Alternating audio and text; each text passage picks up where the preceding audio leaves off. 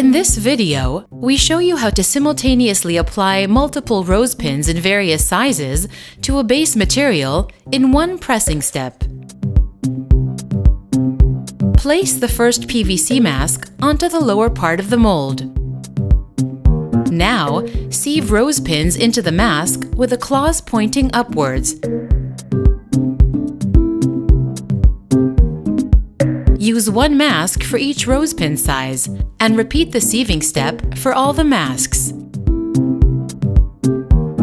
After having sieved all the rose pins into the mold, remove the masks. Now, place the fabric carefully onto the lower part of the mold. The side of the fabric to be crystallized is now facing down. Close the mold and place it in a hydraulic press. As the press closes, it applies all the rose pins in one single application.